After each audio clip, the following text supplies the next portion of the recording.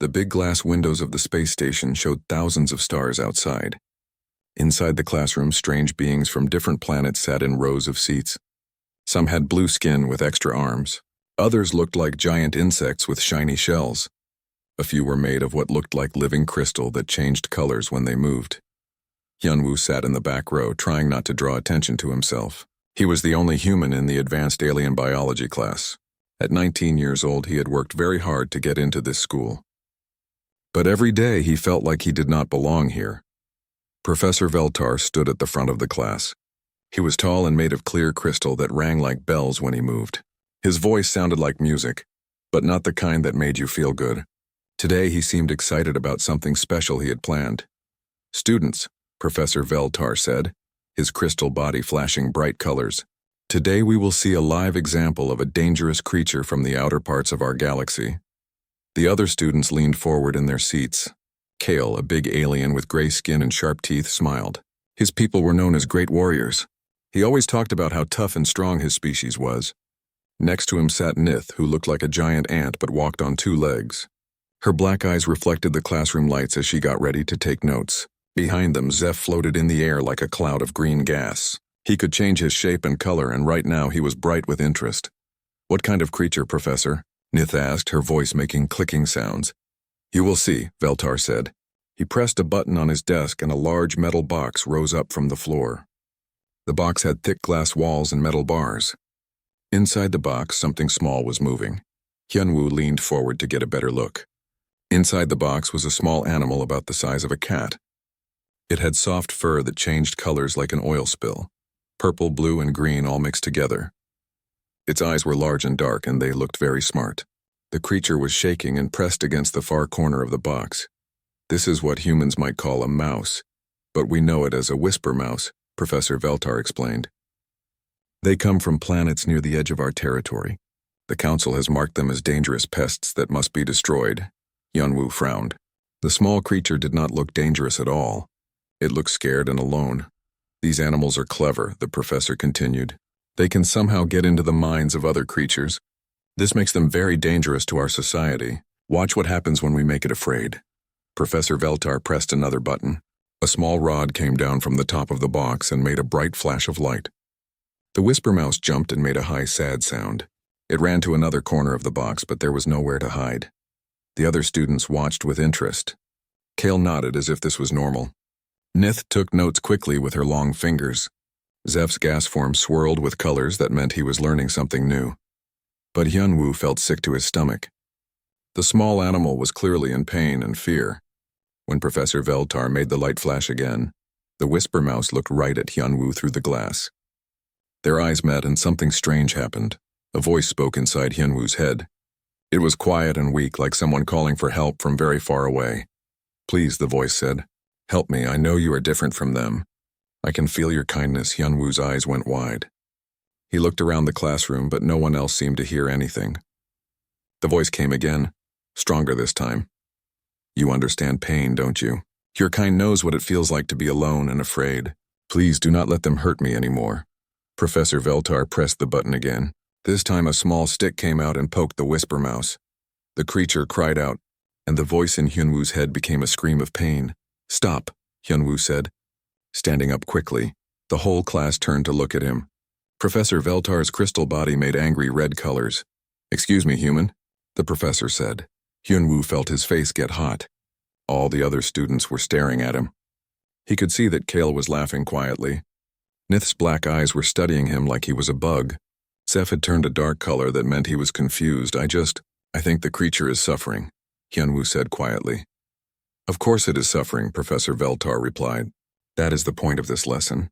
We must understand how dangerous creatures react to different situations. This knowledge helps us protect ourselves." "But it does not look dangerous," Hyunwoo said. "It looks scared," Kyle laughed out loud. "Typical human thinking," he said. "You see everything as cute and harmless. This is why your species needed our help to join the galaxy. You do not understand real danger." "The human makes a good point for study," Nith said, clicking her mandibles. "Fear responses can be confused with aggressive responses. Perhaps we should measure both." "No," Professor Veltar said firmly. "The Council's science is clear. These creatures are pests that steal thoughts and spread lies. They must be eliminated wherever we find them. The voice in Hyunwoo's head whispered again, so sad it almost made him cry. They call us liars because we show them the truth about themselves. They call us thieves because we see their real thoughts, not their false words. Please, young one, I do not want to die here alone and afraid. Hyunwoo sat down slowly. He wanted to help, but what could he do? He was just one human student in a class full of aliens who thought he was weak and stupid. If he tried to help the Whisper Mouse, they would probably throw him out of school and send him back to Earth. Professor Veltar continued the lesson for another hour. He used different tools to scare and hurt the small creature while the class took notes. Every time the Whisper Mouse was hurt, Hyunwoo felt the pain in his own mind. By the end of class, he had a terrible headache. For homework, Professor Veltar announced, "You will write a report about what you observed today. Focus on the creature's responses to stress and how this information could be used to control similar creatures in the future." As the other students packed up their things, they talked excitedly about the lesson. "My father has fought creatures like this," Kale said proudly. "He says they try to make you feel sorry for them, but it is just a trick." "I wonder if we could study their brain signals," Nith said to herself. "The data could be very useful." "Fascinating how lower life forms try to survive," Zeph added, his gas form shifting to a bored blue color. Hyunwoo packed his things slowly, hoping the others would leave first. When he was finally alone in the classroom, he walked over to the box where the Whisper Mouse sat. The small creature looked up at him with tired, sad eyes. "I am sorry," Hyunwoo whispered. "I wish I could help you." "You can," the voice in his head replied. "But you must be brave, and you must decide quickly. Tomorrow they plan to kill me." Hyunwoo felt cold all over. He looked at the lock on the box, then at the security cameras in the corners of the room. There had to be a way to help this innocent creature. There had to be. As he walked back to his dormitory, Hyunwoo made a decision that would change his life forever. He was going to save the Whisper Mouse no matter what it cost him. That night Hyunwoo could not sleep. Every time he closed his eyes, he saw the frightened face of the Whisper Mouse. He could still hear its voice in his head, asking for help. The other students in his dormitory were sleeping peacefully, but Hyunwoo lay awake staring at the ceiling. He shared a room with 3 other alien students. Kyle slept in a bed made of hard metal because his warrior species liked tough surfaces. Nith hung upside down from the ceiling in a special sleeping sack that looked like a cocoon. Zeph had no bed at all. He just floated near the window as a cloud of dim gas. Hyunwoo got up quietly and went to the common area. He turned on the computer terminal and started searching for information about Whisper Mice. What he found confused and worried him. The official records from the Galactic Council said that Whisper Mice were dangerous pests that had attacked council ships and stolen important secrets. But when Hyunwoo looked closer, he noticed something strange. All of these reports were very new, less than 5 years old. Before that, there was no mention of Whisper Mice being dangerous at all. He found older scientific papers that described Whisper Mice as gentle, intelligent creatures that lived in peaceful groups on small planets. The papers said they were very smart and could communicate in ways that scientists did not fully understand. But none of the old papers called them dangerous. Something did not make sense. How could a peaceful species suddenly become dangerous pests in just a few years? Hyunwoo kept searching and found something even more strange. The planets where Whisper Mice used to live were now owned by big companies that worked for the council. These companies were mining rare metals and building new cities where the Whisper Mouse villages used to be. A cold feeling grew in Hyunwoo's stomach. Maybe the Whisper Mice were not really dangerous. Maybe someone just wanted their planets. Could not sleep either. Hyunwoo jumped and turned around. Kale was standing in the doorway looking at the computer screen. The big alien's gray skin looked almost silver in the light from the terminal. "Just doing homework," Hyunwoo said quickly, trying to close the files. "No, you are not," Kale said, walking closer. "You are researching the creature from class today." Why? Hyunwoo did not know what to say. If he told Kale about the voice in his head, the alien would think he was crazy. If he said he wanted to help the Whisper Mouse, Kale would probably report him to Professor Veltar. "I just think there might be more to the story," Hyunwoo said carefully. Kale sat down in the chair next to him.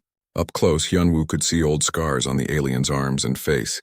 Kale had been in real battles before coming to school. "My people have a saying," Kale said slowly. A true warrior seeks to understand his enemy before he fights. Maybe you are not as weak as I thought. This surprised Hyunwoo. Kale had never said anything nice to him before. What do you mean? Hyunwoo asked. You asked questions today that the rest of us did not think to ask, Kyle replied. You saw something that we missed.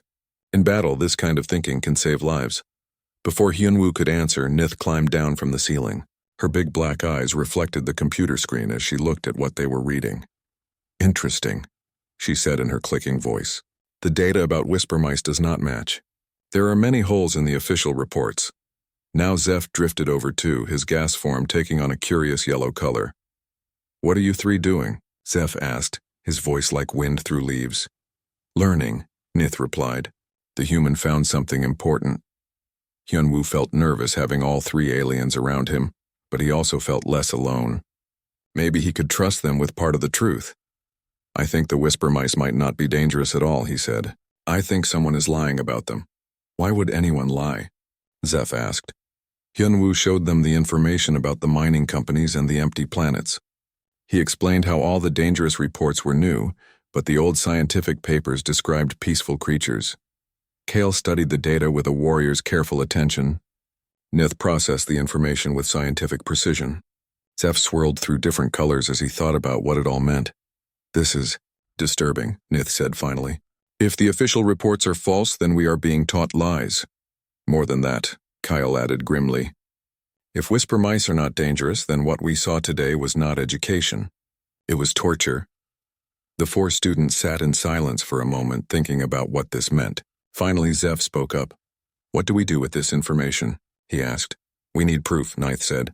Data and evidence that cannot be questioned. We need to talk to someone who knows the truth, Kale added. Hyunwoo took a deep breath.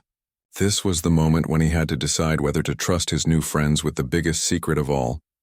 What if I told you that we could talk to the Whisper Mouse directly? He said. The three aliens stared at him. What do you mean? Nith asked. What if the Whisper Mouse could actually communicate with us? What if it could tell us what really happened to its people? That is impossible, Zeph said. Only very advanced species can communicate across different languages and cultures. Maybe whisper mice are more advanced than the council wants us to believe. Hyunwoo replied. He told them about the voice in his head during class. He described how the whisper mouse had asked for help and warned him that it would be killed tomorrow. At first, the three aliens did not believe him. Humans are known for having big imaginations, Kale said, but not in a mean way. I can prove it, Hyunwoo said. Come with me to the lab tonight. If I am wrong, you can report me to Professor Veltar tomorrow. The others looked at each other. This was a big risk for all of them. Students were not allowed in the labs at night. If they were caught, they could all be thrown out of school. If you are right, Nith said slowly, then everything we have been taught about whisper mice is a lie. And if everything about whisper mice is a lie, Kale added, then what else have they lied to us about? There is only one way to find out, Zeph said, his form turning the bright orange color that meant he had made a decision. An hour later, the four students were sneaking through the dark hallways of the science building. Hyunwoo used his student access card to open doors while the others kept watch. Kale's warrior training helped him spot security cameras so they could avoid them. Nith's technical knowledge helped them disable alarms. Zeph could squeeze through small spaces to scout ahead. When they reached the xenobiology lab, Hyunwoo's heart was beating fast. The whisper mouse was still in its glass box, but now it looked even smaller and more frightened than before. As soon as they entered the room, the voice spoke in Hyunwoo's head again. You came back, and you brought others. Are they here to hurt me too? No, Hyunwoo whispered out loud. They are here to learn the truth. The three aliens watched in amazement as Hyunwoo seemed to have a conversation with the small creature. Tell them, the voice continued, that my name is Song. Tell them that I am not an animal but a person just like them. Tell them that my people were teachers and healers, not warriors or thieves. Hyunwoo repeated everything that Song told him. He translated as Song explained how the council had come to their planets not to fight dangerous creatures, but to take valuable resources. The whisper mice had tried to negotiate peacefully, but the council did not want to share the profits from mining their worlds. We made a mistake, Song's voice said sadly. We trusted them. We believed they would keep their promises. But when we used our abilities to sense their true intentions, we discovered they were lying to us. That is when they decided we were too dangerous to live. As Hyunwoo translated Song's story, he could see the shock on his friends' faces. Everything they had been taught about the glorious expansion of galactic civilization was built on lies and violence. Ask Song about other species, Nith said quietly. Ask if the Council has done this before. The answer that came back made them all feel cold inside.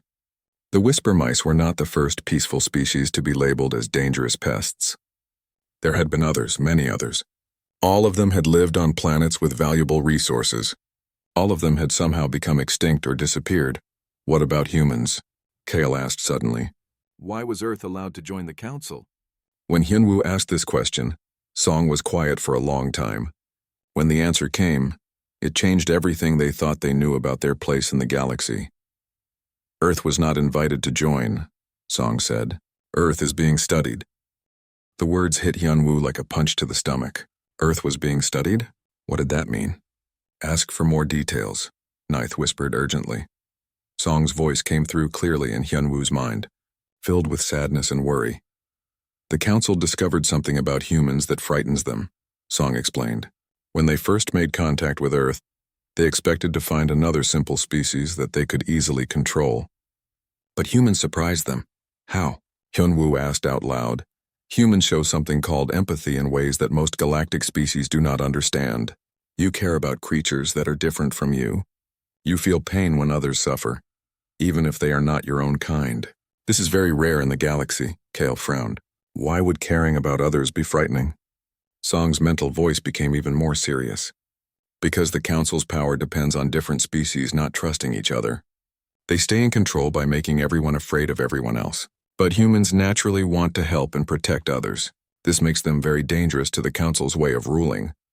Zeph's gas form swirled with confused colors. So they brought humans into the galaxy to study them? Yes, Song replied through Hyunwoo. There are human students in schools all across Council space. But they are not really students, they are test subjects.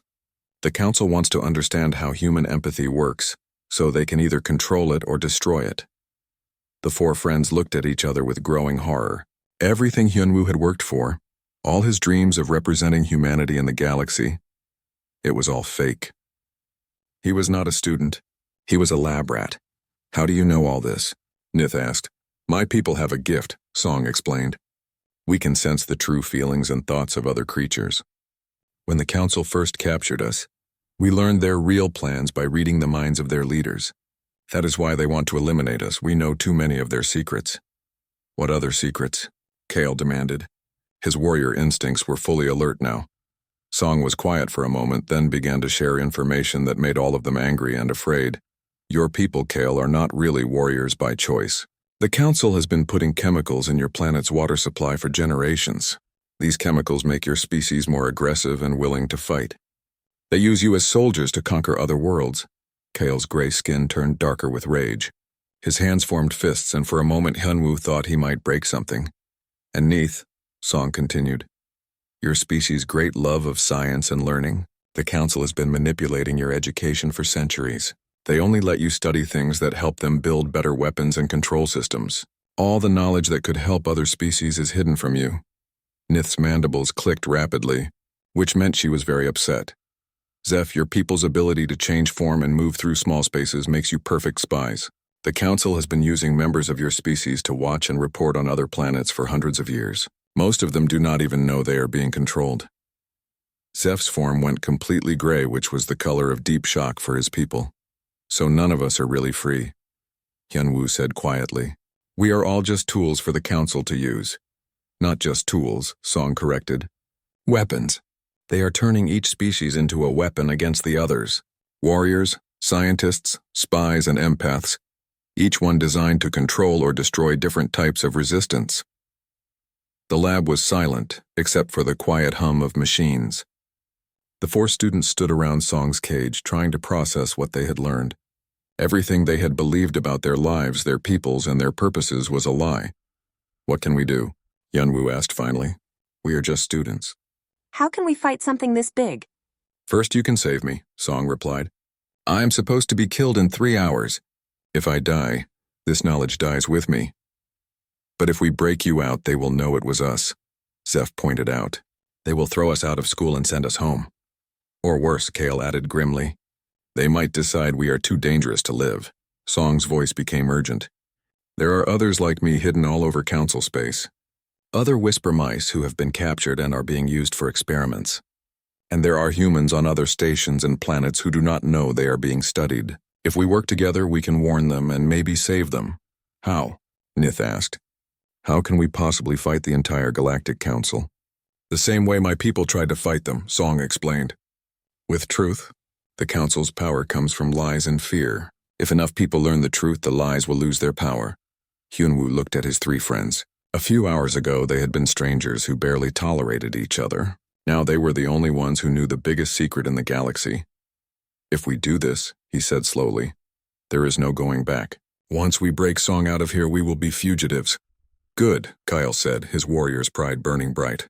I would rather be a free fugitive than a controlled slave. The scientific method requires testing hypotheses, Nith added. Let us test whether the Council can be defeated. I have always wanted to see what is beyond the edges of Council space, Zeph said, his form brightening with determination. Hyunwoo smiled for the first time in days. These three aliens had become more than friends, they had become family. And now they were all going to risk everything to save an innocent creature and fight for freedom. All right, Song, he said. Tell us how to get you out of here. What followed was the most intense hour of their lives.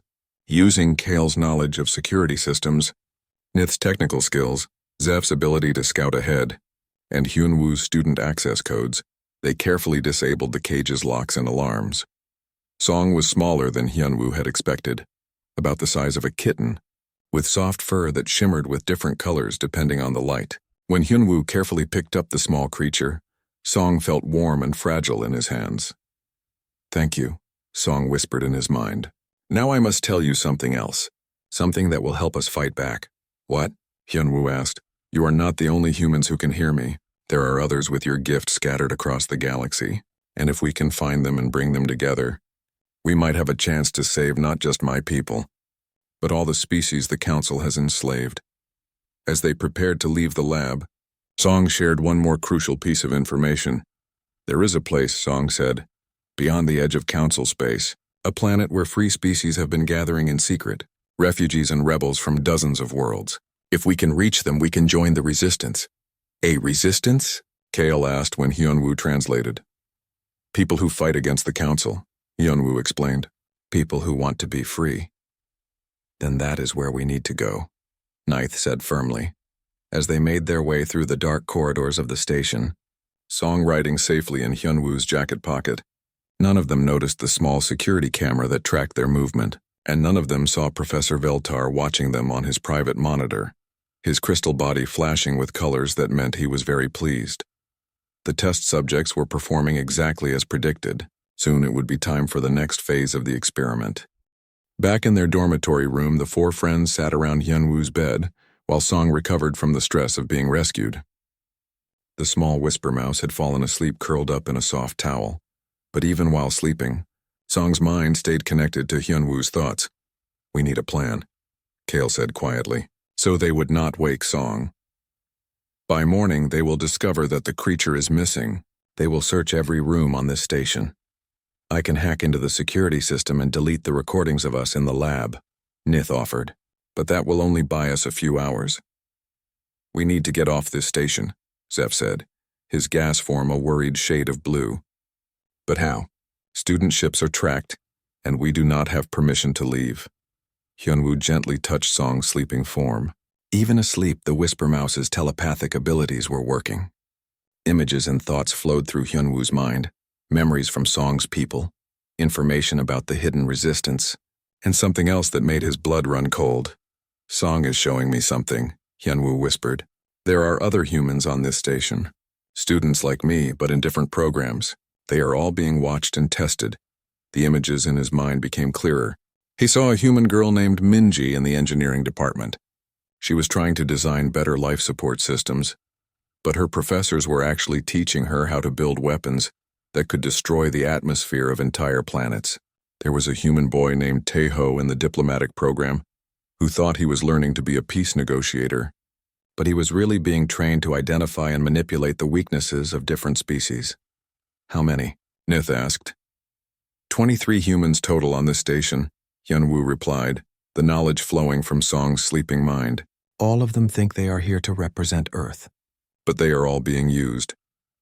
We have to warn them, Kale said immediately. And we have to get them all off this station safely, Zeph added.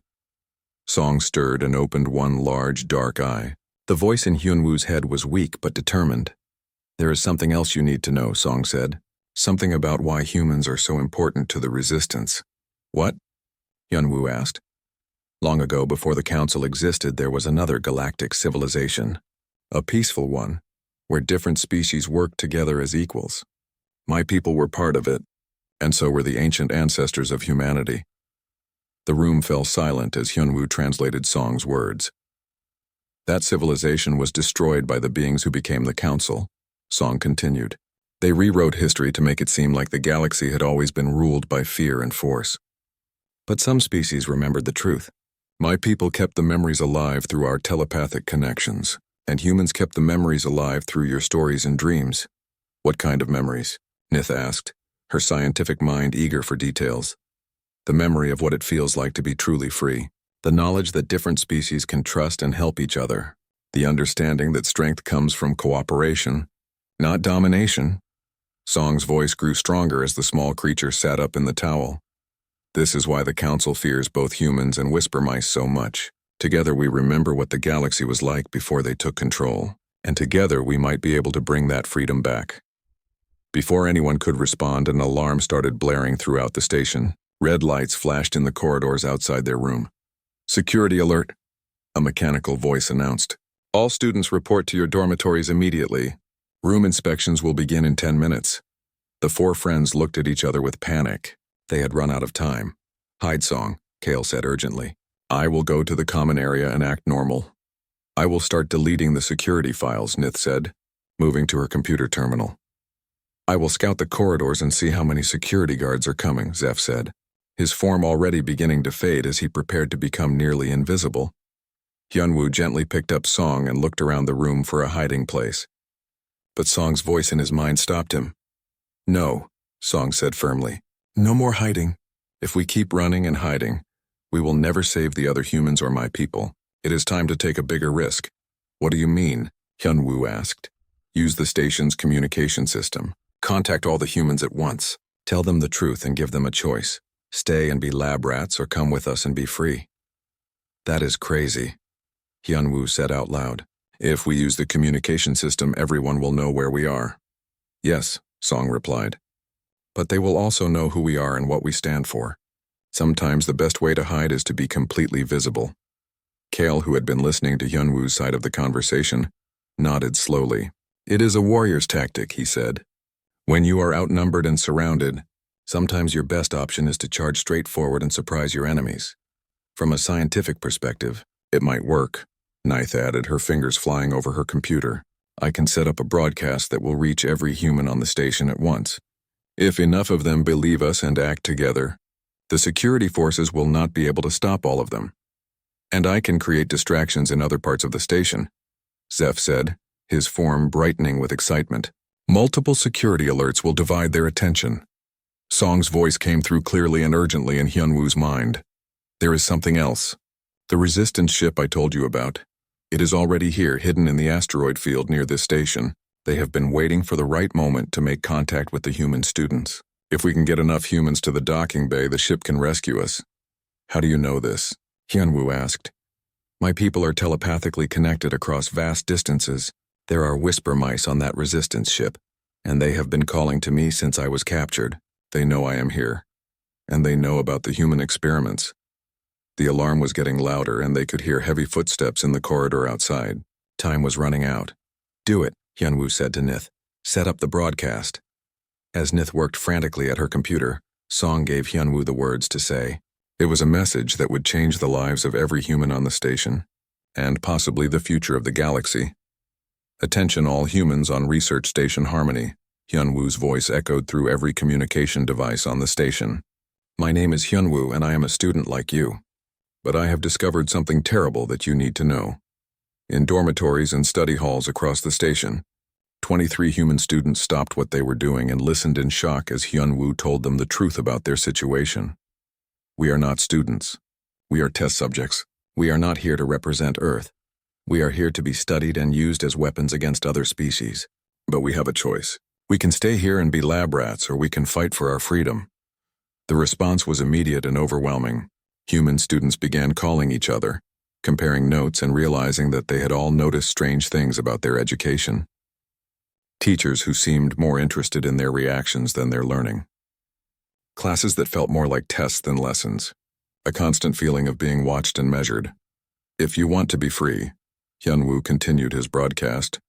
Come to Docking Bay 7 in 15 minutes. There will be a ship waiting. But know that if you come, you can never go back to the life you thought you had.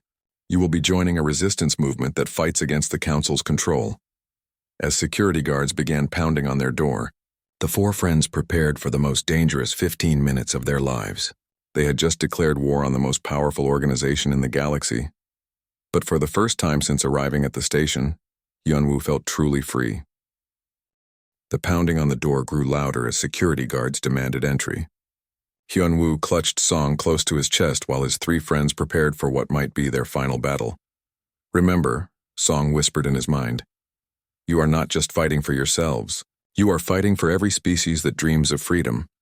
Kale grabbed a metal chair and positioned himself near the door. His warrior training had taught him how to fight in small spaces. Nith finished uploading a virus into the station's computer system that would cause chaos in the security networks. Zeph began to spread his gaseous form throughout the room, preparing to confuse anyone who entered. On my count, Kale said quietly. 3, 2, 1. The door exploded inward as security guards in heavy armor charged into the room. But instead of finding cowering students, they found themselves in the middle of a coordinated resistance. Kale threw the metal chair at the first guard, then dove behind his bed for cover. Nith's virus activated, causing all the lights in the corridor to flicker and the security cameras to show false images. Zeph became like thick fog, making it impossible for the guards to see clearly. Where are they? One guard shouted, his voice muffled by his helmet. I cannot see anything. Another replied. While the guards stumbled around in confusion, Hyun-woo slipped out through the chaos with Song hidden in his jacket.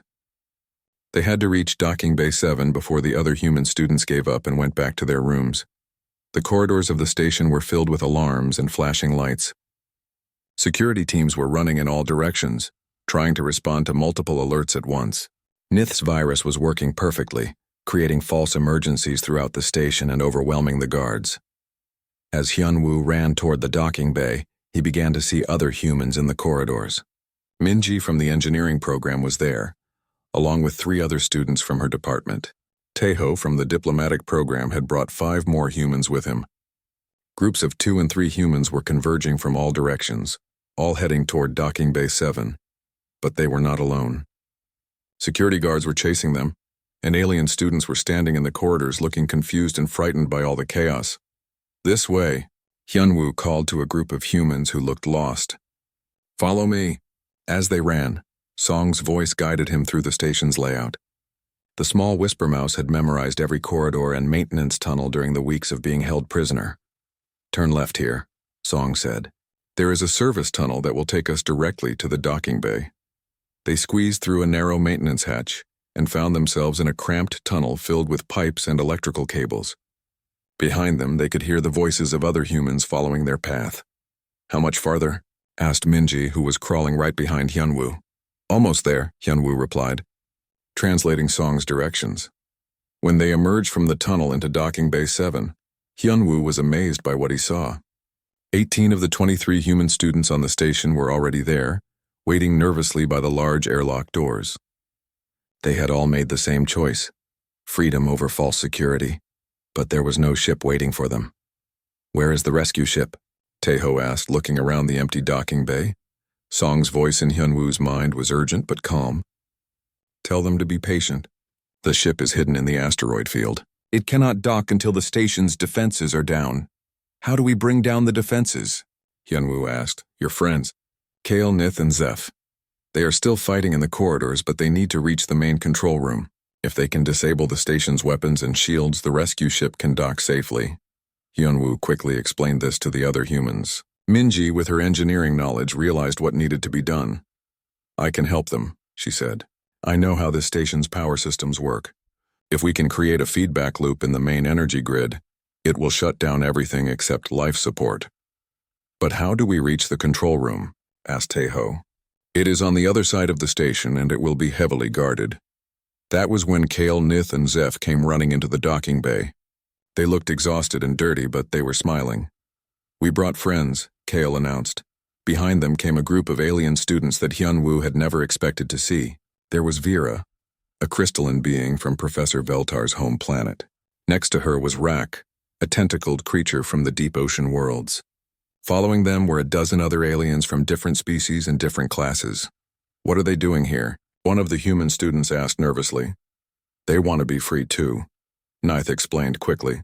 When your broadcast went out, it was not just humans who heard it. Other students started asking questions about their own education and their own people. Vera stepped forward, her crystalline body ringing with musical tones as she spoke. We have discovered that our people have also been manipulated by the Council, she said. My planet's beautiful crystal formations are being harvested to build prison walls. Rak's ocean worlds are being polluted to make them depend on Council technology for survival. The Council has been lying to everyone, Rak added, his tentacles moving in patterns that showed deep anger. Every species, every planet, every culture, all controlled through fear and false information. Song's voice was excited in Hyunwoo's mind. This is perfect. The more species that work together, the stronger the resistance becomes. Suddenly, the lights in the docking bay went out completely. Emergency lighting cast red shadows on the walls as a new voice echoed through the station's communication system. Attention, all students, came the cold musical voice of Professor Veltar. You are taking part in an illegal rebellion against lawful authority. Return to your dormitories immediately, or face severe consequences. But instead of scaring the students, the professor's threat only made them more determined. We know the truth now, Minji called out loudly. We know what you have been doing to us and our people. We will not go back to being your lab rats! The other students, both human and alien, began to cheer and shout their agreement. The sound echoed through the docking bay like a battle cry. That was when the outer airlock doors began to open. Through the growing gap, they could see a ship unlike anything in the Council fleet. It was built from parts of dozens of different civilizations, with technology from species that most of them had never seen before. The ship looked like a symbol of cooperation and freedom. The resistance ship, Song said happily in Hyunwoo's mind. We did it. As the ship docked and its airlock connected to the station, figures in environmental suits began to emerge. But these were not Council soldiers or station security. They were refugees and rebels from across the galaxy, representing species that had escaped Council control. The first figure to remove her helmet was a tall, graceful being with silver skin and large, kind eyes. When she spoke, her voice was warm and welcoming. I am Captain Nira of the Free Species Alliance, she said. We have come to take you to safety if you choose to come with us. What about our families? Asked one of the human students. What about our home planets? Your families will be told that you died in an accident, Captain Nira replied honestly. That is the only way to keep them safe from Council revenge. But you will have a chance to contact them secretly once you are established in the free territories. It was a hard choice. To join the resistance meant giving up everything they had known and loved. But to stay meant living a lie and helping to enslave other species. One by one, the students made their decision. All 18 humans chose freedom. 15 of the alien students joined them. Together, they represented 12 different species and 6 different star systems. As they boarded the resistance ship, Song rode on Hyunwoo's shoulder, no longer hiding but proud to be seen as a free being fighting for justice. This is just the beginning, Song said as the ship pulled away from the station. Now we can warn other worlds about what the Council is really doing. Now we can help other species break free from their control. Hyunwoo looked back at the space station growing smaller behind them. Professor Veltar and the Council security forces were probably very angry right now. But they had learned something important today. When you try to control people by lying to them and using them as weapons against each other, you create something much more dangerous than any individual rebellion. You create the possibility of different species working together for freedom. And as every human throughout history had learned, there was nothing more powerful than people who refused to give up their freedom. 6 months later, Hienwu stood on the bridge of the Resistance flagship, watching as 3 more council stations declared their independence. Song sat on his shoulder, wearing the small insignia of the Alliance's communication corps. Around them, beings from 30 different species worked together to coordinate the growing rebellion. The council never understood, Song said, watching the latest group of freed students celebrate their escape. They thought empathy was a weakness, but empathy is what makes different species trust each other, and trust is what makes real strength possible. Hyunwoo smiled as he watched Kale training new resistance fighters, Nith developing technology to free enslaved worlds, and Zeph coordinating spy networks throughout council space.